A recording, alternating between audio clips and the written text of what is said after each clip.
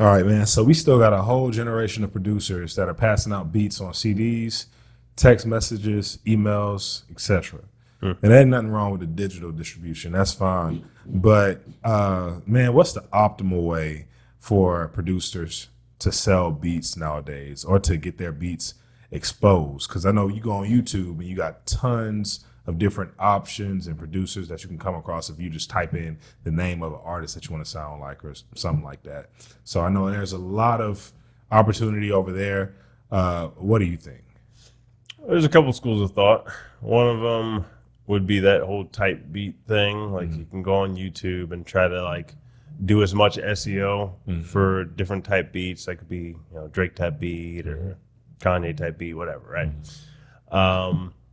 That can get you traffic, but it's not, the conversion rate will be less. Let me say that. For as many views as you get on YouTube, the conversion rate to actual buyers is going to be a much smaller percentage than if you go with another route, would be doing the whole Facebook, Instagram ads sort of deal where you give out some beats, like you give away 10 beats or 20 beats or whatever, and you can get people to sign up for your email list and then, put them through an email list, and you can just give them a really good offer on like a batch of beats, right?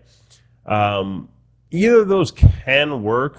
I think it just depends on the type of like person you are. If you're not good with Facebook and Instagram ads, really doesn't matter how good the offer is, kind of. I mean, let me take that back, because the offer definitely matters for ads. But like, let's say you're serving 50 beats for $7 or something like that. If your ad itself can't grab the attention of your target audience, then you're putting yourself at a disadvantage. Makes sense. If you're better at SEO and you're more consistent with making beats and you can just put them out, and YouTube ads a little bit better, that can work as well. Yeah. But the newest way, I'll say, is that you can actually tie these in, and I've talked about this before, but you can tie these in if you want to get your own cryptocurrency. You can tie in your products to the cryptocurrency, so that if somebody buys, let's say you charge $500 for beats normally for an exclusive beat, make it $1,000 or make it like $1,500 or $2,000, depending on what percentage of your cryptocurrency you own. Okay. And then after somebody buys it, you have the option now to either take it out from your cryptocurrency circulating supply, or you can leave it in there. Like, let's say that you've been making beats for 10 years, or somebody's got it out here, you've been making beats for 10 years, and you did well with your business, and maybe you have some cash reserves, right? You don't need to pull money out, essentially, or you don't need to pull it out right now in order to live off. Maybe you just leave it in there for a couple of years, 3 years, and you keep marketing your projects and keep getting people to buy more off of your token. So that way, like, all yours goes up in value, and whoever bought that beat is willing to pay more because they have an asset now. Like, they paid for it, and this could go down in value, but it might go up, right? Like, it might be a good investment and product buy for them. Like, they paid 4 or 5 times more for it, but I was willing to pay 4 or 5 times more because I got an asset. Right? So those are like 3 paths. I just gave you 3. The best way for it, I'm personally biased towards the crypto route. If you can get your own one, you guys contact Rally for that.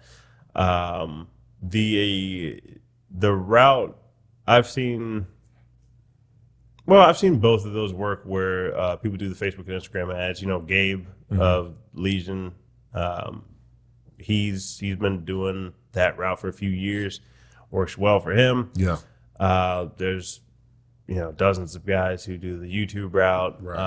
I'll say the YouTube route is going to be a bit more competitive because it's easier to just make a bunch of type beats, like the Kanye type beat or whatever, and just upload a bunch of them. So there's a lot of competition there. There's less competition on the Facebook, Instagram side because it's a little bit harder to run those ads. Yeah. Because the people aren't typing in the beats. You gotta like Get find in front that of them. target. You Yeah. gotta get in front of them. So there's no intent there. Yeah.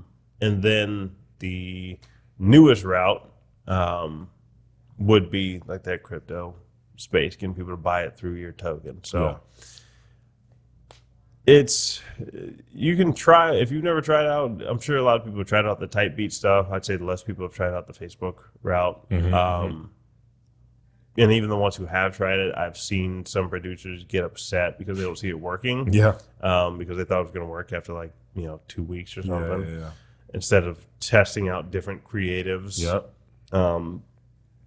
Like just as a side note, ads, sometimes it's going to take not sometimes, most of the time, it's going to take a while to learn Yeah. your ads and get that target audience, especially based on how much you're spending per day. Yeah. So don't just expect it to work right off the bat. In fact, most of the time it's probably not.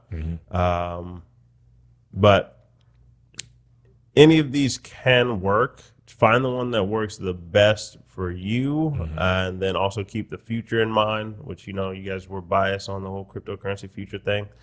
But those are the routes I'd say for music producers to get in front of artists. That's good, man. It's great. Makes sense.